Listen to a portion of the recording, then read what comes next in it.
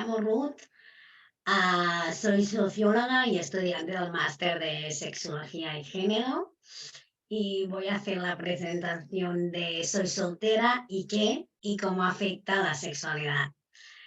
Bien, el tema lo he escogido porque lo estoy viviendo y lo he vivido y me parece muy interesante y nunca había hecho una tertulia o algo relacionado con con ser soltera.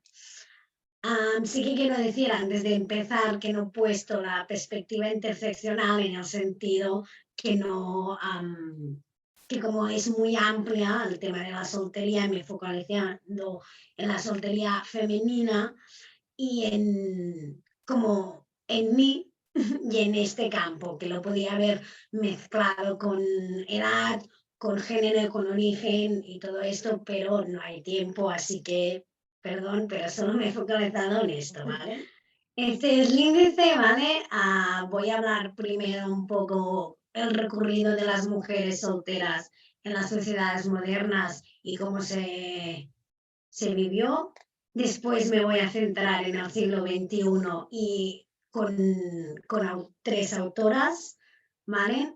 Y después cómo se vive la soltería y qué consecuencias tiene la sexualidad y lo he puesto en mi experiencia y en mi... Sí, básicamente con esto, ¿vale? Ahí voy a explicar la imagen que hay al principio. Empezamos. Bien, en el siglo XVI y XVII teníamos el panorama que las mujeres blancas de clase burguesa se tenían que casar y para vivir tenían que básicamente apoyarse a un hombre. En cambio, las mujeres de clase baja, su trabajo o para poder sobrevivir, tenían que dar su vida o su trabajo a la clase burguesa. Después, en este sentido, no hay cabida de la soltería aquí y no, si no tenías pareja, no había sexualidad, no había nada. Pero aquí se consideraba a las solteras, las prostitutas. En este siglo, sobre todo, se criminalizó mucho el trabajo sexual y se dio mucho poder y legitimizó también el poder del hombre hacia la mujer. Además, las mujeres perdieron mucho ámbito social y la mujer soltera en la calle era considerada un bien común y que se podía ridiculizar. Esto me he focalizado en Silvia Federici, creo que se pronuncia así, en su trabajo del Talibán y la bruja, más o menos. ¿Vale? A mitad del siglo XVIII tenemos, como ha dicho Rocío, me acuerdo de la primera ola feminista, ¿vale? Tenemos todo la lucha feminista y todo, pero aún la pareja heterosexual está anclada en la estructura social y es la deseada. Esto también pasa porque había una dependencia económica de una mujer hacia un hombre y también en esa época se dio como un discurso que la pareja era como el núcleo para acceder a la salud y como a los derechos. Una mujer soltera que estaba embarazada no podía acceder a muchos ámbitos. Básicamente no tenía derechos. ¿Vale? Después, en el siglo XIX, el valor de las relaciones estaba en la clase social, en la posibilidad económica, en la familia y en la etiqueta moral. Como se ve, aquí no hay espacio o no hay lugar para la mujer soltera y no soltera también. Después, en el siglo XX me he focalizado, otra cosa que quería decir, me he focalizado en la sociedad occidental, ¿vale? Bueno, teníamos el panorama de una sociedad fascista, ¿vale? Y como he dicho antes, la mujer era soltera a la calle, era vista como un bien común que se podía pasar a ridiculizar y todo esto. Y en esa época se pasó al discurso peligroso, en el sentido que era el hombre que tenía como que proteger a la mujer. Quería buscar una propaganda así italiana y alemana, pero solo más la española. ¿Vale? Vale, después al siglo XXI. Aquí me he focalizado en 3 autoras, ¿vale? Empiezo por Eva. Eva, en su libro ¿Por qué duele el amor?, hace referencia con una mirada sociológica del mercado del deseo. Que el mercado del deseo significa escoger a tu pareja. Ella dice que en el pasado había muchas restricciones para escoger pareja, la clase social, la etnia, la edad. Y tú, si eres una persona con la orientación sexual, si eres una persona de clase baja, tú no podías tener pareja con una persona de clase alta, por ejemplo. Y ella dice que en este mercado actualmente, en el siglo XXI, no hay restricciones, solo hay una, y es el amor como fuente de valor individual en la sociedad. Además, ella habla, que lo pone adentro, sobre la autoestima, en el sentido que ahora se dan un poco los discursos de que si tú te conoces en ti misma y eso, puedes acceder como a enamorarte. Y si no, pues no puedes. Y aquí es cuando entra el debate de soltería y pareja. Después, habla de un tema que me gusta mucho, ella habla de una marca generacional, de que hemos entendido que ser mujeres autosuficientes y, y modernas significa no estar, ¿cómo se llama? Dejar, ahora voy a decir una palabra que no me gusta mucho, pero dejar como de lado a, a los hombres, a no pedir nada si no nos piden. Por ejemplo, no enviar un WhatsApp a la persona que estás conociendo porque que se va a pensar a esa persona que quiero matrimonio. O no le voy a hablar o a decir algo porque él piense X cosa de mí.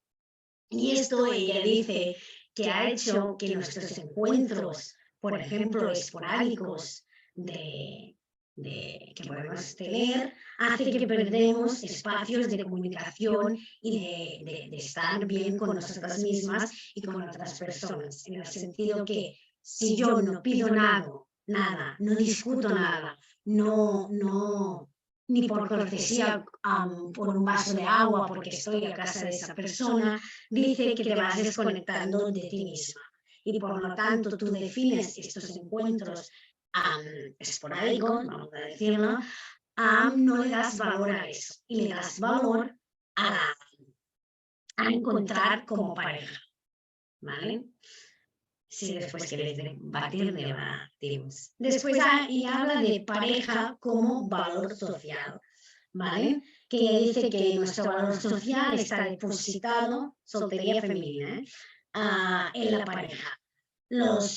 Ella dice, los hombres tienen las opciones disponibles y su valor social está en el trabajo, en los hobbies, en sus amigos, en el trabajo, etc. En cambio, las mujeres no. A modo resumen, las mujeres estamos sujetas a este juego, como dice ella, a este mercado del deseo.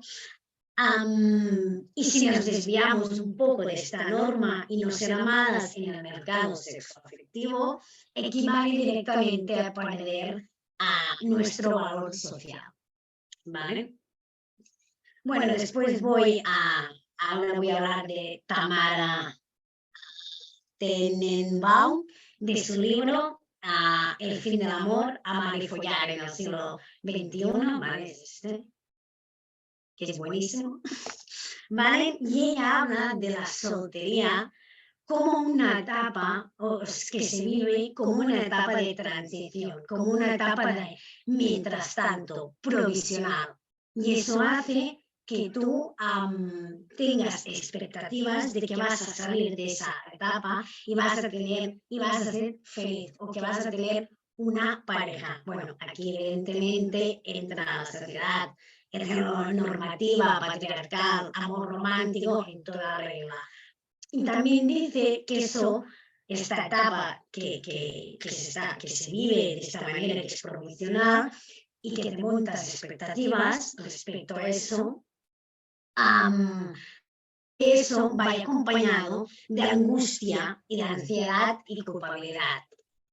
También habla de que hay diferentes, evidentemente, niveles de ansiedad y un ejemplo muy guay, bueno, para mí importante es que dice que cuando baja la angustia o si la ansiedad es cuando tú estableces conexión, un mínimo, igualmente que tú no conozcas esa persona, de conversación o, por ejemplo, un intercambio de likes. Una persona te ha visto en la discoteca y también no te ha dicho nada, pero después te dice algo por Instagram. Y aquí ella dice que en esta etapa de transición estos niveles de angustia bajan cuando tienes estos mínimos encuentros y eso hace que tú te valides como, bueno, no estoy tan mal, ¿vale? No sé si se me está entendiendo y te valides contigo y te valides con tu grupo social, de tus amigos, tus familiares, no, he encontrado un mínimo, ¿vale? Después ella habla de los, actualmente hay como unos discursos de wonderful, de si estás soltera, te puedes amar tú misma, puedes amarte y conocerte. Y eso, el problema, ya lo habla así, de que este es más parte de un problema que una solución, porque al final esto hace que recae en el colectivo de mujeres y te culpabilices de esto me está pasando a mí, esto no lo entiendo y, y eso. Finalmente ella habla también de un arquetipo de soltera orgullosa. Ahora ya no hay la soltera desesperada, sino que ahora hay la soltera orgullosa que prueba todas las posibilidades del mercado del deseo, pero que algunas veces no tienen en cuenta pues sus límites, los límites de las otras personas y hace que finalmente solo busque como expectativas de voy a salir de esta etapa provisional. Vale, bueno, por eso también he puesto la monogamia serial, que es que ahora tenemos esta de que voy de persona en persona y voy así como una rueda y también lo habla. Y eso de los discursos wonderful, que es un falso empoderamiento al final, ¿sabes? De esto de conocerte a ti misma. Ahora voy a leer este párrafo de una autora que se llama María Eugenia Gorlero, ¿vale? Y habla de la soltería femenina, una fuente de sospechas, ¿vale? Un momento, ¿eh? Vale. Si me queréis parar, me podéis parar, ¿eh? Esto permite pensar que incluso para una sociedad que tardó siglos en asimilar la homosexualidad, esta es una opción de vida más tolerable que la soltería. Si bien la soltería es un estado que atravesamos todas y todos en alguno o varios momentos de nuestras vidas adultas, aún es entendido como un periodo de la vida transitorio, a un estado medianamente anormal que debe resolverse, en especial, aunque no solamente para las mujeres. La cultura popular muestra, por ejemplo, que no hay final feliz posible para la mujer por fuera de la pareja. No existe telenovela, serie o libro donde la mujer no termine emparejada, o en algún caso excepcional, donde así suceda, el final es considerado trágico, anticlimático y inconcluso. Hoy, para la mujer, el único final feliz aceptado es con una pareja. Lo que me llamó la atención, un momento, Vale, lo que me llamó la atención de este texto, de este párrafo, de este artículo de María, es esto que pone que es la vida transitoria, un estado medianamente anormal que debe resolverse. Si tú coges la palabra soltería y la pones como una cosa normal, eso se hace individual. Te das tú la culpa, como he dicho antes, te das tú la culpa de este estado, de lo que estás viviendo, pero al mismo tiempo no es solo individual, sino que es general, es de sociedad, de que se debe como resolver. Y eso lo podemos ver, por ejemplo, en los grupos de amigos, amigas, familias, a la faena que constantemente te pueden ir diciendo frases como ¿cómo es que aún no tienes pareja? Bueno, ¿por qué no te haces Tinder? Bueno, ¿qué lo debes tener escondido? Cosas así que es un tema que se habla en los grupos. Y aquí es cuando yo hice como, o sea, se trata como un problema, como una preocupación. Y es aquí es donde yo también hice la reflexión diciendo qué valor damos a qué tipo de relaciones damos más importancia, dónde está la jerarquía. Tenemos aún la pareja dentro de la estructura y por lo tanto seguimos. Y si estamos fuera, ¿qué? Y ese era un poco como el debate que tenía.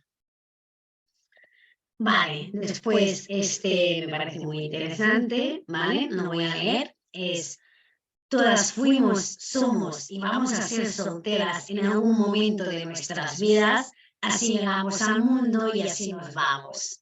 En el medio podremos construir una variedad y diversidad de vínculos, redes, entramados de relaciones de corta o larga duración, pero principalmente somos subjetividades capaces de experimentar placer en diversas facetas de nuestras vidas.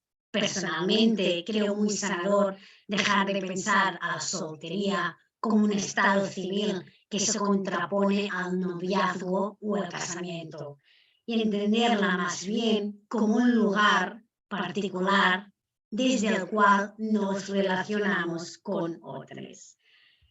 Aquí yo lo que he pensado y eso es que se ha tratado la soltería como eso, como un blanco o negro y no hay gris.